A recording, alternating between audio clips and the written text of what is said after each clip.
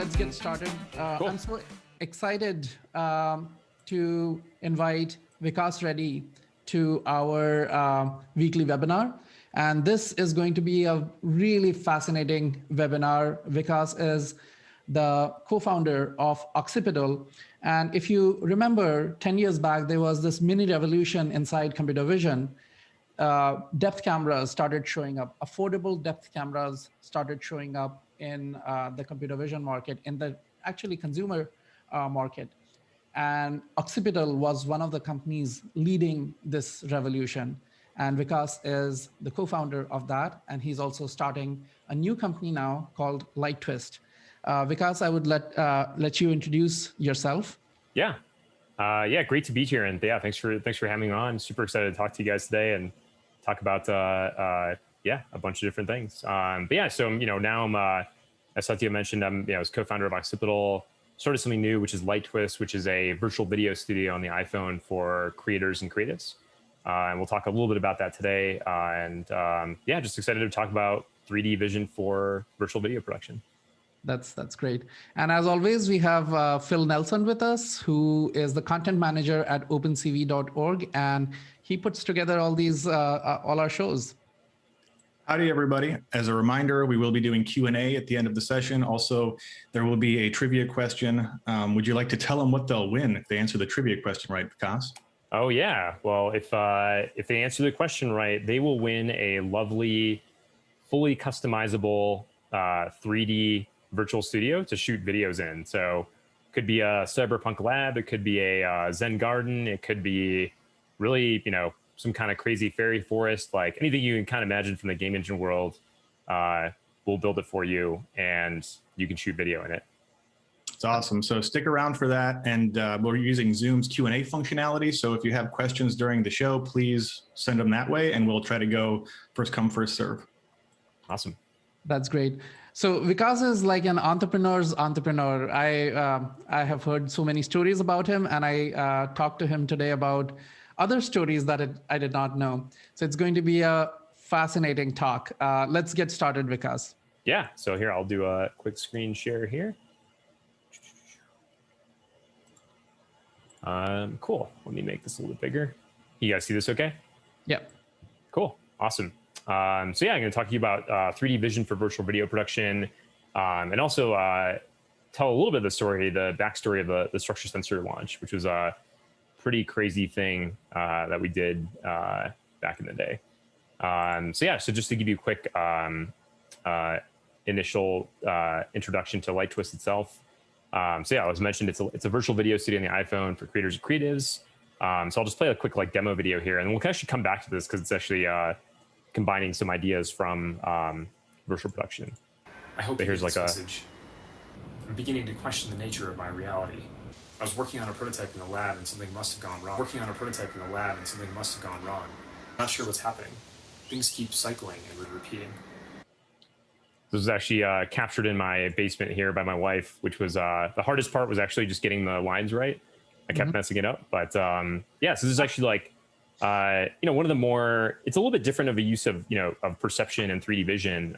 This idea of using it for essentially making this world of this technology of virtual video production possible for on the iPhone and for lower price point and much more accessible to creators. So we'll get back to this later, but first let me give you a little bit of background. Been through a whole bunch of things. So I think I only had a real job for 1 year, maybe after college, and then started a company with my friend Jeff Powers from Michigan. Essentially two companies. One was Red Laser, and then co-founded Occipital as well, as Satya mentioned. Red Laser was a crazy experience. I won't get into all the craziness around that story, but I like to call it the Benjamin Button of companies because both Jeff and I built that just as a two-person team. It was like solving a very specific, small problem in computer vision, which is how do you take a fixed focus camera and scan a barcode, even though it's full, totally defocus blurred. And so we pulled off, using some kind of crazy optimizations and, some neat hacks to make it possible to scan a barcode in real time at 2 FPS on the original iPhones. yeah, had the app go to the top of the App Store for about, I think, 6 or 7 months straight, and then it got featured in an Apple commercial during prime time, which was awesome, and then eventually acquired by eBay. And yeah, we took some of that, some of the cash from that, and actually we decided to go raise some venture money as well, and started Occipital around this idea of a spatial computing platform for the home, or like, I think we called it like a game engine for augmented reality for the home. Probably the close, essentially like in a lot of ways what ARKit and ARCore are today. And so yeah, we built a bunch of products over at Occipital, like Structure Sensor and SDK, which I'll talk about a little bit today. And then Canvas is what we're focused on today, which is using some of that same underlying 3D reconstruction and perception, and pairing it with some higher level semantics to do scan to CAD. So as a pro, you can go into a home, scan it, and get back a clean CAD file. So yeah, Occipital still, it's about a 60-person team or so. It's raised $37 million in capital over 3 rounds, and is growing. And yeah, left there in early 2020 to start something new. So that's great. Actually, Vikas, I mean, you can share as much as you're comfortable sharing. Yeah. But even with Red Laser, which was just a company of 2 people. Yeah. It is fascinating the scale that you were able to achieve. Right. It is one of those things that the scale of the platform comes into play here, and this is one place which I regretted not seeing how big the iPhone app market was in my previous company. So could you tell the audience, only if you're comfortable, what kind of revenue was this generating on a daily basis? And, the acquisition, what was it acquired for? Yeah, I mean, as far it was, pretty crazy experience. So, just like, we started off, we went through several iterations. So we launched it in like June 2009. And then the first version was kind of a dud, was not very good. And so we went through a bunch of iterations, and it kind of just took off virally around September 2009. And it was like, one day we had 100 sales. The next day was like 200. We were selling it for like $2 at the time. And it went all the way up to the App Store. I forget, number of sales exactly, but it was like, at some point, we were at the peak, it was doing like something like $30,000 to $40,000 or more per day, which was kind of crazy. For a 2-person company. Yeah, 2-person company. We were still paying ourselves $1,200 a month each. And so our burn, still probably like the most profitable company by far I've ever built, which is, it was like 99.9% profitable at that point. Yeah, I just want to reiterate what you just said, so people don't think that we said it by an accident. It was actually $30,000 to $40,000 per day. Yeah, it was. And then to be fair, that was only at the peak. Like that, it didn't stay that way, unfortunately. Right. That would have been awesome. But it was that was like, even though it sort of settled at a lower rate, but it was still pretty awesome. But yeah, it eventually got acquired by eBay. We had a couple different companies that were interested in it.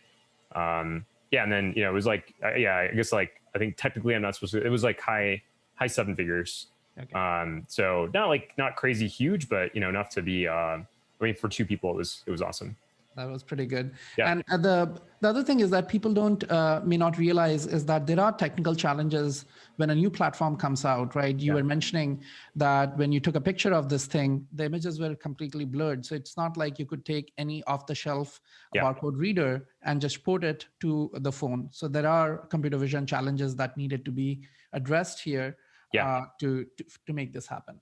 Yeah, I think it's both like a challenge and an opportunity with any new platform. It's like there's in the early days, there's things that aren't going to work quite right, or like whatever you're trying to do may not be fully documented or anything else. But the opportunity is if you can join a platform early, you can take advantage of the fact that it is early and there's not as much competition. It's not like, right now, like if we were to launch the same quality of app today, it definitely would not have done the same. It would be so much harder to break in, but in the early days, it was a lot easier. So it's something to keep in mind for like new, I think as AR, VR comes out, like things like Oak and other platforms that are coming out, like if you can be early, it can be a huge advantage, although it can be painful too.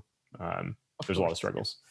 Well, cool. Yeah. I can maybe jump into the story of like Structure Sensor. So it's yeah, I mean, just talking about structure sensor. So, to give a little bit of background before we even got into this, we had raised the Series A about $7 million to go after this like spatial computing in the home idea.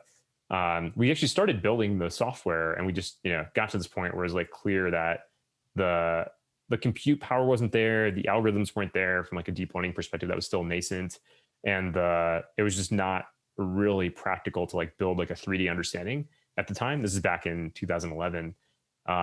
And so we were looking, we were kind of looking, still prototyping, and then looking at some of the different things, experimented with the Kinect a bit, or just saw the Kinect, and we were just like, wow, this is pretty amazing. Just the fact that it was available at a consumer price point, and just cheap depth sensing essentially. So they built an amazing reference system. And then we even did some like prototyping of like 3D scanning with it. And then at some point I got a call from my co-founder who was like, it was like a random Saturday. He's like, I think we should build like a depth sensor we should build a depth sensor and put it on the iPad. And I was like, that's insane, but okay, maybe let's do that. And then, I mean, it was kind of an insane idea, but it was like, we spent a lot of time thinking about it, and it was pretty sound. It was like, part of the reason was, one, to build a bridge to this future where, we were convinced, by the way, that like this depth sensing would get built into mobile devices. It was like pretty obvious to us at that point that was going to happen, just projecting forward. I actually think it's actually possible people say you can't predict the future, but I actually think you can, in a narrow enough technology space, if you understand it well enough and you think about it deeply, you can kind of project the trend of a technology and then and then try to think about the implications of it. And so in this case, that was in some sense what we did. And so we said, okay, if we build hardware now, we can monetize computer vision, which was a challenge for a lot of other companies. They were building software SDKs and like different things, and it was hard for them to monetize it. Whereas with hardware, it's like super, easy. Like the business model is just buy a hardware, just charge a high margin for it. So, and the other factor was we could build software that would be ready when those devices had depth. And so that was the original sort of vision. And so, yeah, we went for it, and we kind of went from, this is sort of the sketch level back in like, 2011, showing it on the iPhone here, and then kind of the progression through the Kickstarter launch in September 2013. That's a crazy timeline, by the way. Yeah, it's crazy for a hardware product of this complexity. This is amazing. Yeah, it was pretty, maybe I think we talked about this a little bit, but we were prototyping a bunch of ideas, but like, I mean, a lot of it was the team we put together. It was this is still like the best team I've ever worked with so far. Like it was just an incredible team of people. And a lot of it was because, I don't know, I think we just happened to I think a lot of what we did was find people that were underrated. And in some sense, we were like this team of like misfit toys, like that all kind of fit together well. The unprofessional nerds. Yeah, unprofessional nerds. Like somebody on Kickstarter called us that, and we were like, you know what, that's gonna be our motto from now on. I actually printed out the. Right there. Yeah, I'm dead center. Yeah, I actually printed out that email, and it was hanging in the San Francisco office for a long time. That was pretty awesome. Yeah, so it was like this team was incredible. I kind of going back, I'm like, man, I kind of wish we had hired like 3 or 4 more people, because like it was kind of insane to pull it off. But a lot of it was like just really like, we kind of just took this approach where like we don't really know basically anything about building hardware, and so there's some people on the team that we did have deeper experience, but at least like, myself and Jeff, like we didn't really know much about launching hardware. And so we just spent a bunch of time just trying to like, the sort of unknown unknowns problem. And so really trying to catalog those, and just trying to like learn by doing, being like, okay, well, the best way to test whether Apple will accept this or not is just to don't try to research it, just submit a product plan. Don't try to guess whether CM is going to work with us. Get them to work, ask them to work with us and see if they'll do it. Right. So it's just like learning by doing, and then trying to like basically never be the blocker on any one thing, which is honestly kind of insane. Like it was, still like, there's still a bunch of stuff that happened in 2013 that I don't really remember from like the outside world. Cause I was just so focused on this. And then one of the crazier things was like, we were deciding between these 2 technologies. There was like PrimeSense, which was a structured light approach. And then PMD was actually pretty, they were earlier on, they had built this time of flight sensor, which is like essentially putting out like sort of a pattern of flashing light, and then using the return information to determine depth at various positions. And we were hoping to we actually tried to make PMD work too, because we didn't want to have just a single source or bet everything on PrimeSense. But after testing it, you can kind of see there's a little video here of like what the reconstruction result was. It was just too noisy. Things like shiny stuff, like my hair, like, shiny black hair just would never work there. And so whereas PrimeSense, their structured light approach worked really well. And it was also battle tested. It had been shipped in 10 million connects. And so, yeah. For people who do not know, could you tell them the difference between structured light approach and the PMD, time of flight? Yeah, and actually, I should say that there's the PrimeSense approach was like a particular type of structured light. So there's other older, or not older, but maybe have existed for a while, where it's more like you're putting out even like visible light into the world and sort of like a pattern, and using that watching that to do it. But in this case, what PrimeSense did was built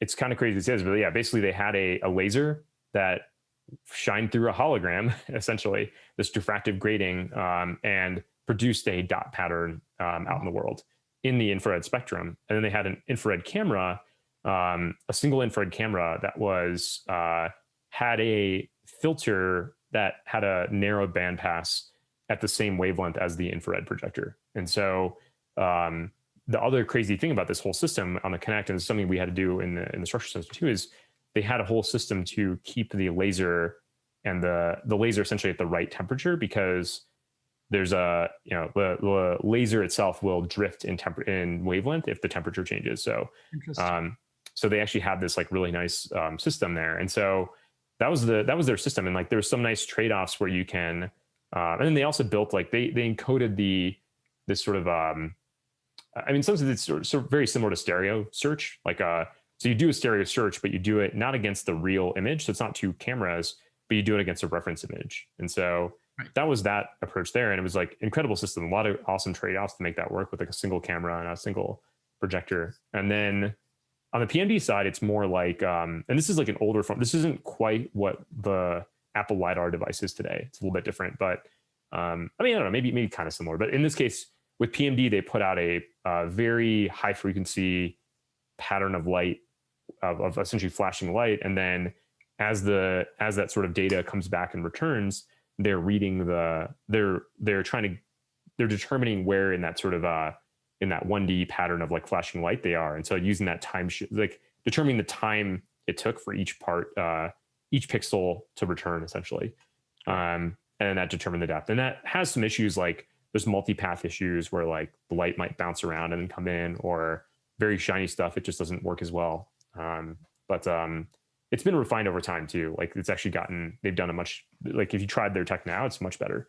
Yeah, the new Connect is time of flight. Yeah, exactly. Yeah, like that one's, the Connect is much better now. So, and then it was funny side story is like so Jeff and I spent a bunch of time trying to, nail this deal with PrimeSense, and it was like an 11, we're like, hey, we want the same deal, not the same deal, but like we want the same access that Microsoft had, but we're a 13-person company.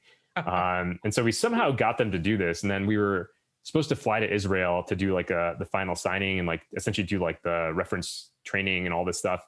And so like, it was Jeff, me, Forrest, and Jonamir. We were all supposed to show up there. And so, essentially like, Jeff made it through all right. And then for myself, I was at a wedding for a friend. And then, it was a Russian Jewish wedding. So I got quite drunk at the wedding, woke up the next morning, realized that, and then that morning I realized, like super hungover, realized that my passport was out of date. Like it had expired. And so I figured out a way to like get a passport in one day by flying through Detroit on the way from Minneapolis. Wow. And then Jonamir had the only good excuse, which is like, he was a Turkish citizen. And so that, even though Israel actually had given him a passport or given him like a visa, the airline wouldn't let him board because his passport was expiring too soon. And then Forrest just like he was at our office in Boulder and just like was just working on something in the morning and then just missed the bus. And then instead of taking a cab, he just took the next bus. And so he missed the flight. So like literally only Jeff made it, and he's in a room with like 20 Israelis, like probably, the super stressful meeting. And then yeah, we showed up later. So that was but we still signed the deal. What do you tell the people over there that, oh, there were 4 people supposed to come here. You're so responsible that 3 could not make it. You guys should have Jeff on, and then yeah, he can tell his side of the story there, because I'm sure it was an interesting experience. It's like that softball episode of The Simpsons. Like, one misfortune, sure, but 9 misfortunes, I'd like to see exactly. that. It was just like, I was like, man, yeah. Thankfully, it worked out, but that was a fun story, at least. And yeah, some of the crazy stuff, like I think we actually got Apple to accept this, which was kind of crazy. And then we actually tried, kind of similar to what I said before. We put a bunch of time into making that trying to like reduce all the risks, and so a whole bunch of work went into like making it fit with Apple devices. But yeah, talking about 3D scanning, like one of the cooler things that we pulled off, we had, a lot of what we did was actually more software. We were more a software company that happened to make hardware, and so like we built this structure sensor, but like the software to like take that data, calibrate it, and like pair it with the RGB camera, and then do a 3D reconstruction in real time on the iPad was like that was an incredibly hard challenge. And so I can't tell. Is it running pretty fast? What FPS is it? Well, the label says 4,912. That's because our main thread is so freaking out it can't even update the label. It's closer to 2018. That's not bad. That's pretty crazy. You have ICP on a mobile device. That's rare. Yeah, so it was like that was from a while ago, and then was that Forrest and Pat? It sounded like Forrest and Pat. Yeah, I think Forrest was on the Boulder side. Yeah, but it was pretty awesome. And then lastly, like I'll just touch on this for a second. It's like we had to spend an incredible amount of time like thinking about how to talk about this product, because it was totally new. It's not like we were like, oh, it's just a better X. It was like, it's a 3D sensor that goes on your iPad, and like, why is that a thing you should buy? And so I think we redid our launch video 3 times. The first version made me want to throw up in my mouth, because I was just like, after we had spent so much time on this, I was like, this is just not good enough. And that, we like spent a whole bunch of time just deconstructing other Kickstarter videos just to learn what made a successful video. So you raised $1.3 million through your Kickstarter. Yep. And that was an inspiration for us. We were, wow, these guys did such an awesome thing. And this was back in 2013. Yeah. 2013. Yeah. And, Kickstarter now is much bigger than what it was at that time. So it was stunning. I mean, I was watching that as well. And it was very impressive. Oh, yes. I was personally motivated to defeat you. And we did. Yeah. The CV AI kit outraised structure sensors. So. I know. Yeah. It was like, I mean, in a lot of ways, I think it's like taking the same, a lot of this, the same wave of like democratizing this technology, I think is pretty exciting. I think it's going to be, in general, I'm always happy when like things that were always hard to access and like use just become more accessible. It's always, almost always like for the better. So yeah, super. Yeah, it was. I was also surprised how you were able to get Tim O'Reilly and others to. Via the video. Yeah, this is like a technique that I don't necessarily recommend always, but we would we kind of just showed up with actually I don't know if I was at the Tim O'Reilly one, but Daniel Suarez both I like got an intro to him, and I had already read all his books, and so I was like I thought I had this intuition that like a sci-fi author would be awesome to have, because they're really good at talking about technology, right? And so so we like flew down there, like got an intro somehow, and then like we're like, hey, like, so we're doing this thing, it's like for we're just showing it. He's like, oh, this is awesome. And they're like, so can we like record you like talking about it? And he's like, for our video, and he's like, I don't know. And then he finally, because it was Kickstarter, he was like, all right, fine, I'll do it. And so they're like, cool, let's do it right now. And we literally have the video like camera ready to go. And then it was just so I mean, some of these people we just knew, we'd already like networked with and stuff, but no, it was fun. It was just like it was a good experience. Brad Ski did, Brad Ski was part of that too. So and here I'll show like a little so like raised about 1.3 million, but really like that kind of like started, that was just the beginning. Like we actually got there's over 130 apps, like, and not just like apps that were built, but like significant companies that built their whole product on top of our technology, which is awesome. So like orthotics, prosthetics, that whole market was like pretty revolutionized. There was a bunch of data sets, like ScanNet is like one that was created in collaboration with Tomb. and Matthias Niesner, and then yeah, just like some pretty awesome apps that we never would have thought. Like this whole like medical space was like the one that ended up being pretty big, and we were like never thought that was a thing. So I remember we would get some of the industry magazines, and suddenly like the O&P Orthotics and Prosthetics magazine, every other page was like somebody with a structure sensor on an iPad. It was yeah, it was pretty crazy. It was a fun thing. Just like and still like the most that, and then the other crazy thing that happened the week of Kickstarter launch was as if like there was a couple of things we had to overcome, like Premson's getting acquired by Apple. We had to do a last time buy of chips. There was 100-year flood literally the week of our Kickstarter launch in Boulder, where we gathered everybody. So my house got flooded. It was just like it was just crazy experience. But yeah, anyway, that was that. So maybe I'll switch over to 3D vision for virtual production then. Okay. I mean, that background is so impressive. I think people loved it.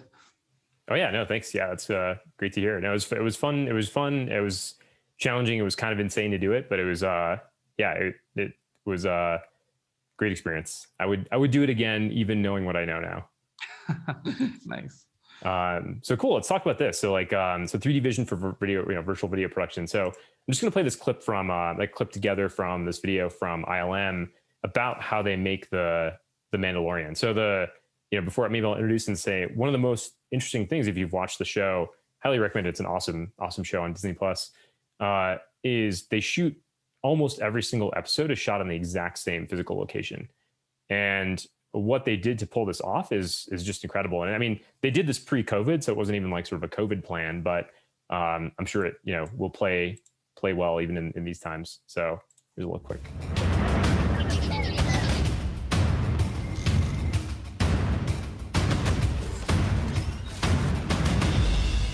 We have put together a system whereby which we can have game engine, real-time render, and video wall technology coming together to create a backdrop for the big, beautiful world of Star Wars.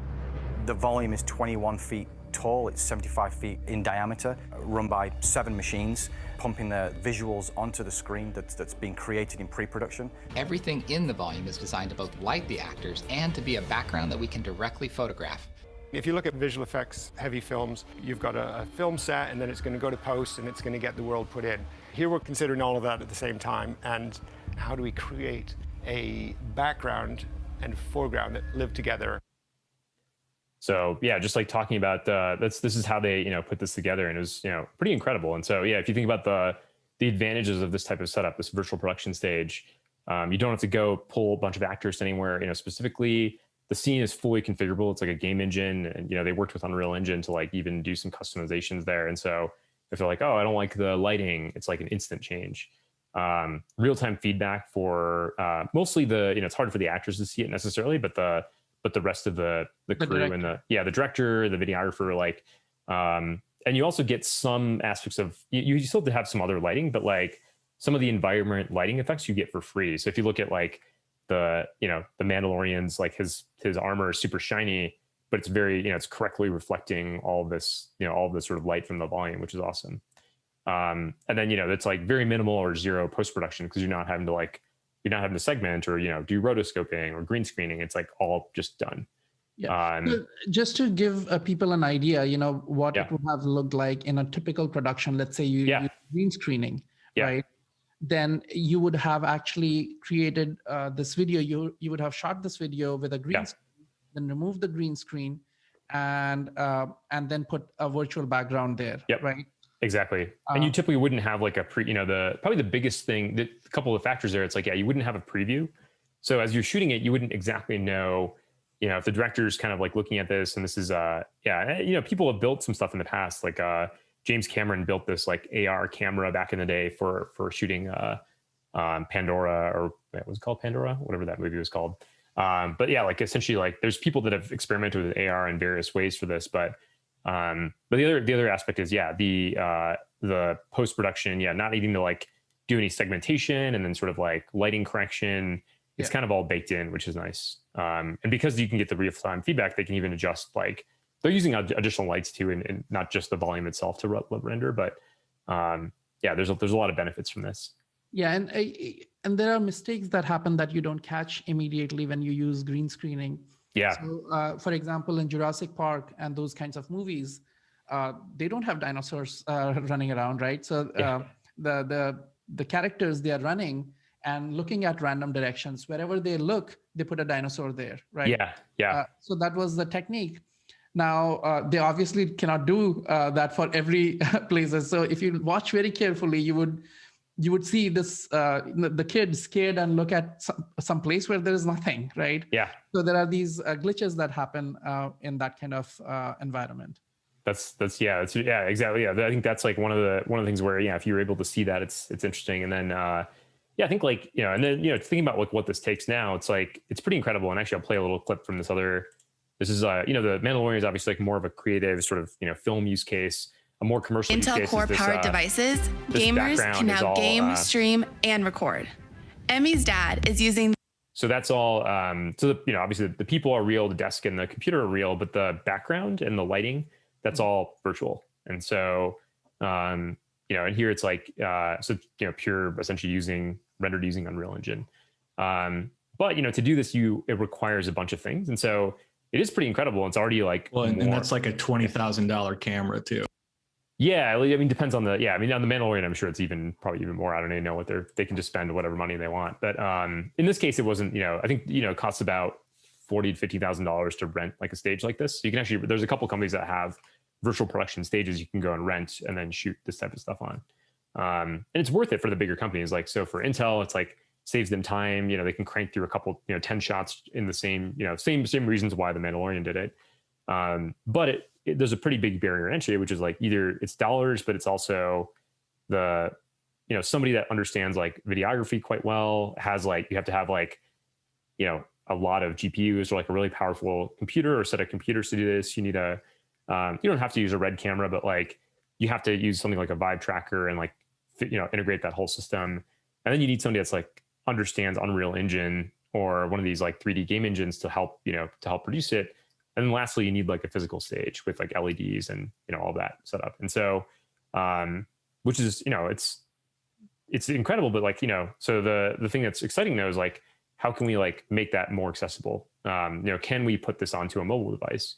And so, first I'll talk about, a couple of reasons why I think this is possible now. So one is like, over the last 10 years, like advancements in 3D computer vision have been insane. Like, if you'd asked me like 10 years ago, like people used to ask like, us at Occipital, like they'd be like, okay, is there I want to be able to recognize arbitrary objects. And like this, like, they're like, oh, you do computer vision. Like, can I just give you a photo and like, tell me everything that's in it? We're like, no, not really.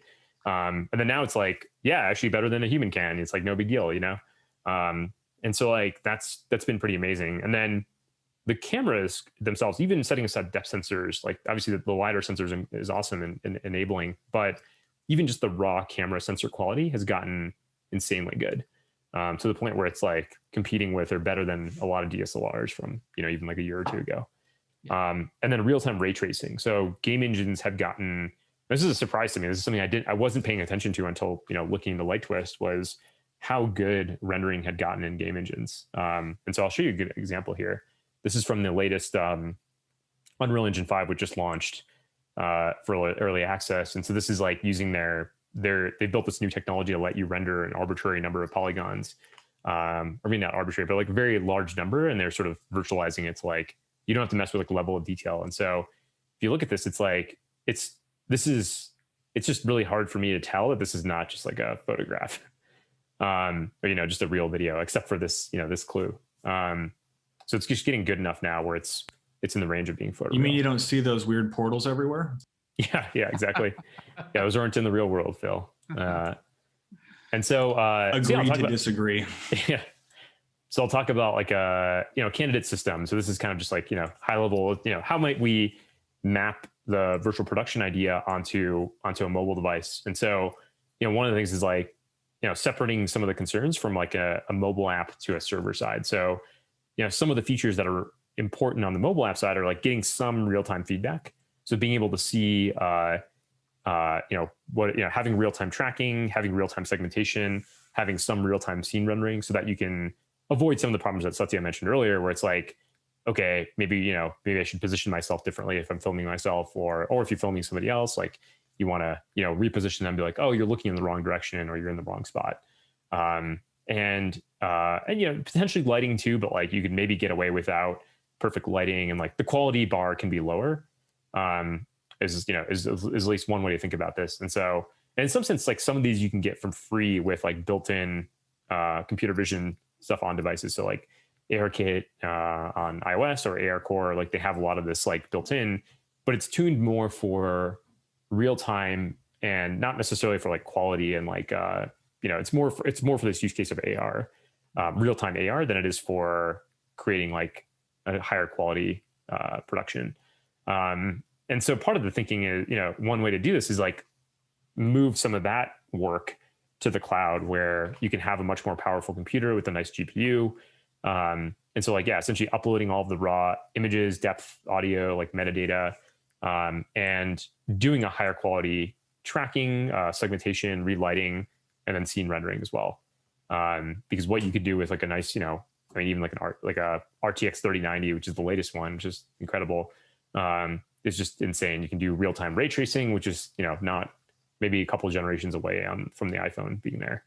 And so, and then the nice thing is like, you kind of get the scene rendering is one where you don't have to like re-implement that. That's already done by game engines like Unreal and others. So, here's, good question on this. So on the iOS app itself, when you're showing the preview, you're using whatever is natively available there.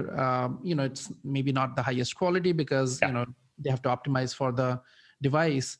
But then that raw information also gets sent to the server, which you have the time. You don't have to do it real time, right? You exactly actually render it later on at a much higher resolution. But this preview gives you enough information how the shot is going to look. That's right. And then, the actual rendering is done on the server.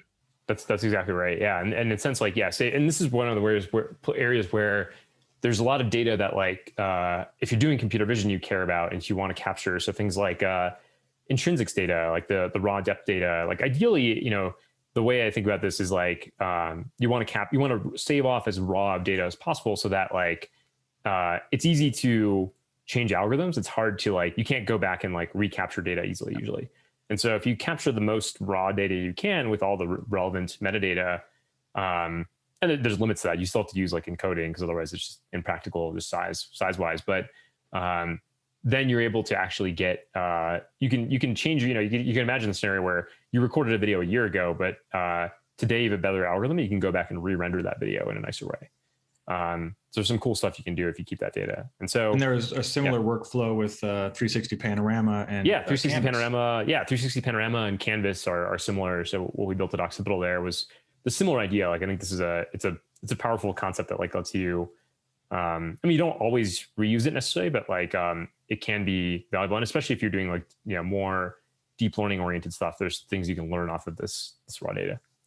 Talking about like, these are the, if you think about like, looking at the system here. So then, in some sense you get some of this for free, over here, these things, but to do this in a higher quality way, this tracking, segmentation, lighting, relighting, thinking about what you can do to solve those. And so at a high level, these are the, this is, I had to do the Simpsons reference probably because Phil and I are both huge Simpsons nerds, but these are the three demons you have to slay if you want to make this actually work really well. Because if the tracking is off, even though the AirKit's tuned for, the tracking is tuned more for real time. And so it's not like they're making certain trade-offs to optimize for that versus like really good, solid, accurate tracking. And then segmentation as well. So like, even if the segmentation in the real-time thing is not as good, that's fine because you can still get an idea of what you're doing. But if you're producing a video and the segmentation sucks, then it breaks the sort of illusion that you're actually in that space. And then lighting as well. So these are all the cues you can think of. Like, another way to think about these three things is like, these are the cues that your brain is going to look at when you look at a video to think about, is this real or not? And if any of these are off, then you start to think about, okay, this is probably not real. And so that's the thinking. So okay. Just, if you could go back to the previous slide, just so the audience understands, many people are beginners. Oh yeah. Tracking here, it is tracking of the camera, right? Yeah. So that, when we render the scene, we know, where the camera is looking at and That's what right. is the orientation of the camera in 3D. So That's right. the tracking part. Segmentation is that we want to remove everything from the, we want to separate the character from the background so That's that right. you can put a new background with the right pose, and the pose is determined by the camera. And the other thing you need for that is the lighting in the scene. You would want to relight the scene. Yeah, that's right. Like, yeah. So in my case, like, with, these are real lights, so it's not like a face scene, but like, when I'm in here, these lights, like, make my face look a certain way, and like, I'm lit a certain way, and it looks correct because, it looks, reasonable. So if like, that's another cue. So if the lighting on my face was totally different and it clearly didn't match the background, then it would feel, weird essentially. And so, yeah, those are the things that like, and these are the things again, that you get for, some of these you get for, not for free, but like, these are some of the things that are solved by these like virtual production stages, is these three things to do really well. And so, yeah, like thinking about tracking. So, I was just going to overview a couple different, most of these are either open source or just papers that are out there that are interesting, tackling these different problems. So one of the better, tracking approaches is it's tracking and sort of like building a map as well, a sparse map, but Orb Slam. So I'll just play a little sequence here. A pretty awesome algorithm. It's like, University of Zaragoza. Or wait, I think I have to say like Zaragoza. I forget how you're supposed to say it.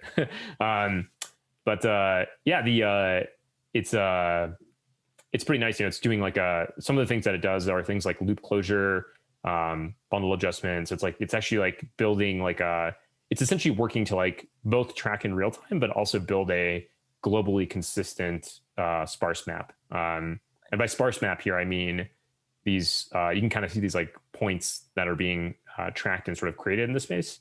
And those are being both, I guess, yeah, this whole term of SLAM, like simultaneous localization mapping. So you're both localizing these features at the same time as you're computing the pose of the camera. And then ideally, what is happening in the, in the background is actually also not just providing a pose in real time, but doing like a bundle adjusted understanding of the entire scene. So you can build like a, to kind of correct for things like small drift errors and such. Segmentation, there's a couple different approaches here. And so one is like, there's a bunch of different, and I'll play a couple of these, but you can use deep learning, and there's some amazing approaches in segmentation. Or you can also just cheat. Like there's certain things, I think it's actually something that like a lot of computer vision companies, that are starting out, they are afraid to have things that are not fully automated or ask their users to do anything that's like slightly different. But like, if you think about this thing, it's like, let's say everything else worked perfectly, the relighting and the tracking, but segmentation, for some reason, we weren't able to get perfectly. Asking users to buy a $20 green screen might be practical. Like it might be not that big a deal. And so, another example of this is like with Canvas, with Occipital, like we ship this, we have this product that lets you, with Canvas, you can scan a home and get back take the raw 3D mesh and then get it converted to an editable CAD file. Now, we could have said, let's wait till we fully automate this workflow with like deep learning. Mm-hmm. But instead of that, we just said, let's just get some humans in the loop to help us here with some smart tooling and be able to sell it at a nice margin 5 years ago, rather than waiting until today, which, now we're actually starting to get like better results on automation there. So I think it's something to just consider for a lot of different companies is like, do you truly need to automate some stuff, or can you do it manually and it's actually fine within your margins?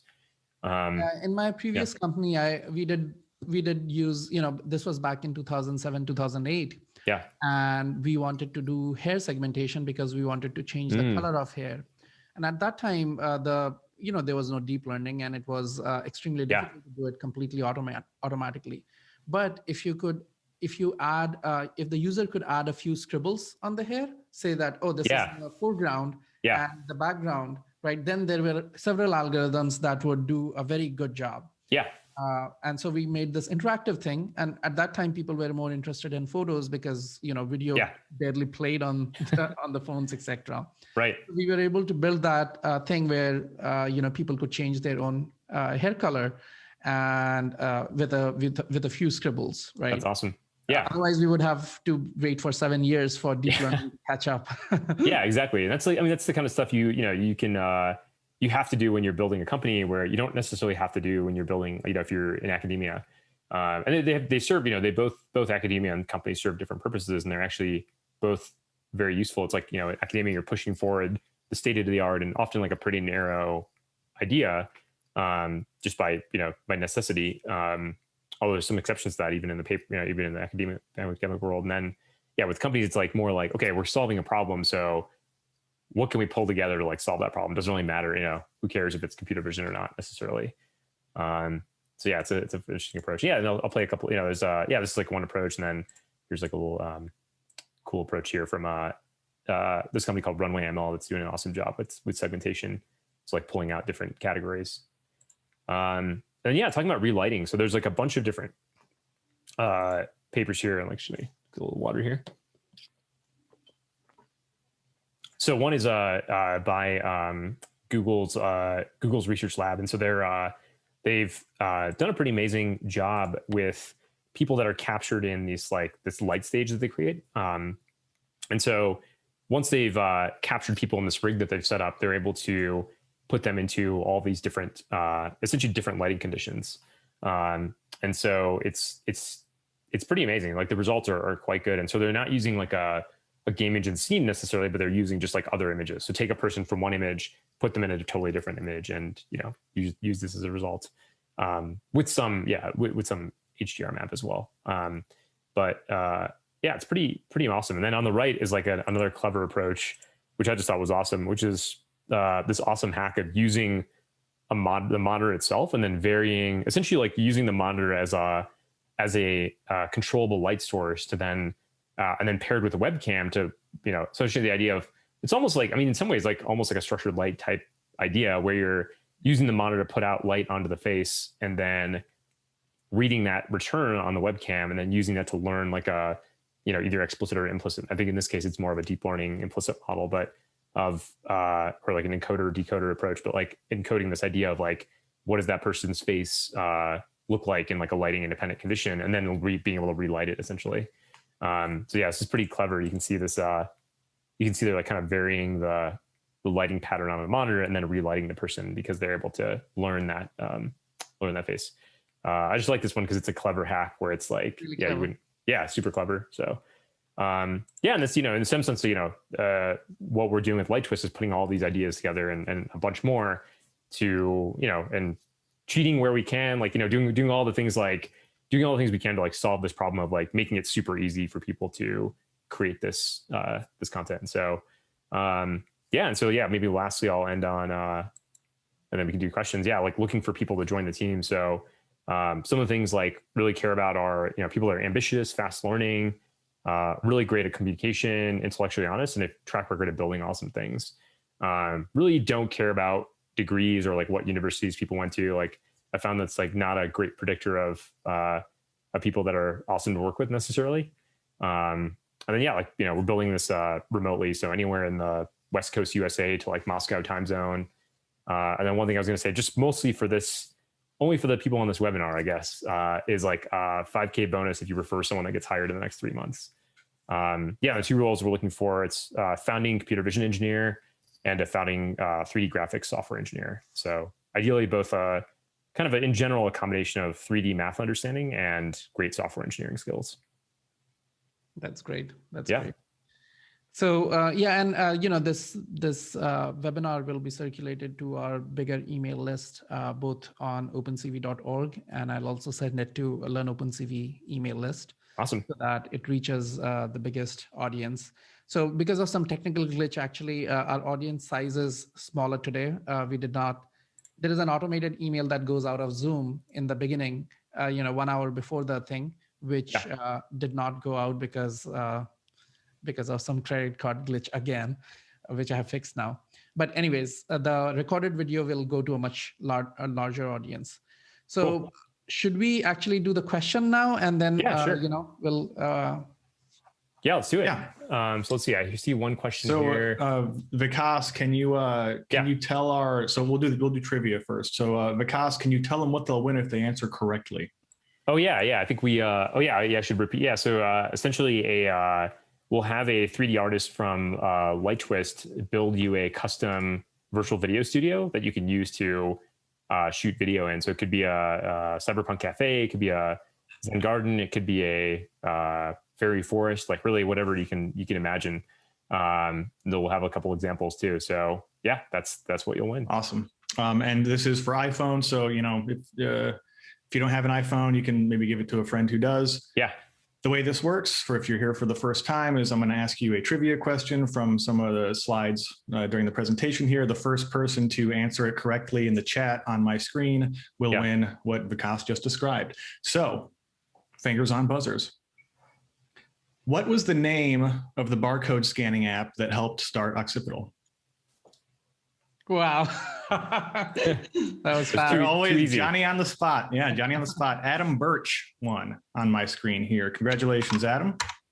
Nice. Dang, that was quick. Yeah, they're always just lickety split. What can I say? People love free stuff. Yeah. Cool. Well, it looks like we got some. Let's go to questions here. I'll start. I see some. Oh yeah, go ahead. So we've got James here is asking, why focus on offline applications, i.e. uploading to a server and doing offline processing, which is similar to modern VFX productions, if you're focusing on the real-time capture on the phone? Can you maybe talk a little bit about why they're both useful? Yeah, and I should say like the maybe something that might be this is super early, but maybe something that might help clarify at least how approaching this is. Here's like a very early crappy demo. So there's like a different sort of space here.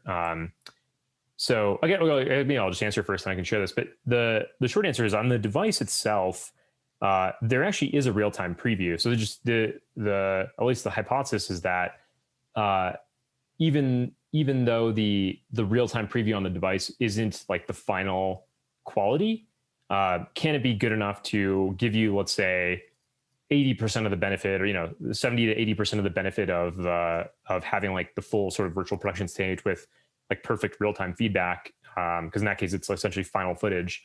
But even if the quality is less, like the segmentation doesn't look as good, you don't have the correct lighting, you're rendering the scene but at lower quality. Is that enough to give you at least enough of a preview, and then do this, and then leverage the server for essentially doing a nicer pass? And so you get some of that real-time feedback. And then the other part of this too is like, at least from my perspective, I think I would like to get this working in real time as well, like in a real-time streaming context. And it's just more of an engineering hurdle. And there's some actually like cost reasons for this, because if you start to support real-time streaming, then you have to figure out a very highly available backend system. And now you start to get into some interesting cogs on the rendering side of things. And so it's another sort of factor to consider, at least initially. So yeah, and actually I'll play this. This is like, and this is from late last night. So I look very ragged. So apologies for that, but just a super rough, this is a different scene that was like taken from Unreal Engine and then rendered here. So just using nothing super crazy here. Just like using, like I said, built-in ARKit stuff just to give a real-time preview of what it would look like. Cool. Yeah, it looks great. So I have a question here, which is what, you're still pretty early days in LightTwist, but what has surprised you the most so far in putting this together and getting funded and stuff? Like, what is really like, didn't expect that to happen? I would say, I think like, one of the things that was a surprise, like was the way I landed on this was just prototyping a bunch of other ideas and showing it to just people. And in general, I highly recommend that for anybody. Is like, even if you're building stuff and it's super early, just show it to as many people as you can and just get feedback. And so I was prototyping something totally different, which was actually a virtual pet for the home idea, like an AR virtual pet for the home. And was showing that to some people, and they pointed me at this like virtual production space based on that. And then I started digging into it. I think the thing that surprised me the most was how, at least not my own work yet, but how realistic and how essentially like how realistic like rendering and this like sort of compositing looked. And how far it has come, right? Yeah, like I'm probably because I wasn't in the gaming world for the last 10 years. Like, last time I really played a video game was like probably before starting Occipital. And so it was like, I just wasn't really paying attention to that world much. And then just seeing it, I'm like, wow, this is just like insane. Like it was like, I was like, I can't tell that this is not a real scene. And that's with real-time ray tracing and like some like lighting techniques, especially that are possible now. It's that was a big eye opener. Yeah, it's really Unreal and Unity and the commodity game engines have really in the last 5 years just completely exploded. We have Andrew in chat here. I just want to mention something. Back in 2015, Occipital Technology helped to build a custom chest brace to fix a deformity in our kid's chest. It improved her self-confidence and body image significantly, also improved her lung capacity. Thanks so much for that note, Andrew. That's really touching. Yeah, that's awesome. Man. We're glad we could help. Yeah, it's pretty gratifying. I'm sorry, I'm like tearing up a little bit. Yeah, I know, me too. That's awesome. I'm glad we could do that. Yeah, it was like that was some of the most gratifying things was just seeing people build some of those applications that like we never even thought were possible. And honestly, like it was when we were in the middle of it and just when you're building and you're just like going through all this stuff, I never even knew. I didn't really fully understand the scope of that and like what people were doing with it until after leaving Occipital and getting a bunch of notes from people, and it was pretty awesome to see. Yeah, we remember Doctors Without Borders and stuff. Yeah. Like it just blew us away. I've got another question here. This is kind of interesting. I think this will probably be our last one. Tom, maybe talk a little bit about how do you think, what do you think the potential is for this, or do you think forensically there'll be good ways to tell in the future when this gets even good enough that it's impossible for us to just visually quickly tell if it's fake or not? Yeah. What do you think about that? Like, I've actually thought about that a decent amount. Like I haven't like exactly figured out a solution, but in general, I do think this is a thing that a lot of people will need to be thinking about. And like ethically, it's like, there are cases where you can imagine this, not this exactly necessarily, but if you think about synthetic video in general, being, given how powerful it is and given how like people are just sort of tuned into like, if they see a video of it, historically we're able to count on it being real because it's like hard to fake a video really well. We tend to believe what we see. Yeah. And so like, I think this is a thing that's a huge challenge. The way I'm thinking about it for LightTwist is ideally encoding something into the video itself, like that can't be easily removed, like into the, kind of into the, like, not just like sort of like a little metadata at the beginning of the video, but actually something in the video itself where it can be easily detected. And so if it's used, if our software is used to generate the video, it's kind of encoded into the video frames itself, some information it's about self-identifying that this is. Exactly. Like, and beyond just a watermark, because you can easily remove watermarks. I think it has to be something that's like, it has to be something where it's like per frame and visually kind of encoded in sort of an invisible part way. Of the actual media stream. Yeah, exactly. And so if somebody were to like look at it, I don't know. I haven't to be honest, I haven't like dug into all of the exact ways to do this, but there's a couple different approaches I've seen. But I would love to, if anyone has like a clear idea of like a bulletproof way to do this, I would love to hear it because I've been looking into this because this is a concern for sure. I should say right now we're nowhere near where that would be an issue, but when we get there, as we get there, I'd like to have it built in. Great. Awesome. I think you want to take us home, Satya? I have actually an announcement for our ongoing Kickstarter campaign. For people who do not know, we just added 2 more rewards, actually 3 more rewards, but 2 different products to our Kickstarter campaign. First of all, OakD, OpenCV AI Kit, is available at a discount. And also for people who do not know, we recently won, yesterday actually, we won the most innovative, the best camera and sensor product of the year at Embedded Vision conference. So nice. That's a very big deal. Jetson Nano won for the best processor the year before. So we are very thrilled about that. And that OpenCV AI kit with depth OakD will be available in our Kickstarter campaign, as a reward.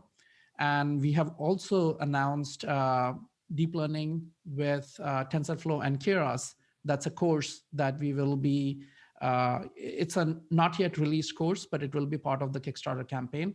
And we have added that to our release as well. So with that little plug, I just wanted to say thank you to Vikas. This, your journey, the things that you have done it's incredible. And, I'm not only from the computer vision point of view, you talked about a lot of technical things and how this 3D production works. But for a lot of people who are entrepreneurs, this is gold. The kind of things that you have done and pulled off are very impressive. And I think people will get a lot of inspiration from what you have done. Thank you. And yeah, I should say, it's never, there's, the thing of, if you want to go far, go together. And there's a lot of people that were part of that journey. And so, and a lot of people that helped me too. And so if there's anyone that's thinking about starting companies, doing it, feel free to email me. I think I listed my email, but it's vikas@lightTwist.io. Basically with anything. Yeah. We'll put that information in our YouTube description as well. Cool. Yeah. I love talking, the best hack for having a great day is talking to people that are starting awesome things. It doesn't have to be a company, just organizations, ideas. I love it. So hit me up. Would love to hear from you. That's great. And thanks again, Phil, for organizing this. That is it. Thank you so much for our audience who did not even receive the reminder, but showed up. Thank you so much. Thanks, everybody. We'll see you next Thursday, 9 a.m. sharp. I believe our guest will be RoboFlow, Joseph Nelson, once again. Nice. Thanks. All right. Bye, guys. Thanks so much for watching this episode of the webinar. Please hit that like button, subscribe, and don't forget to tap the little bell icon to be notified when new episodes drop. Today's episode was brought to you by OpenCV Courses. Back their new Kickstarter campaign, OpenCV for Beginners. Find out more at opencv.org/courses. If you'd like to be in the audience next week, subscribe to the OpenCV newsletter.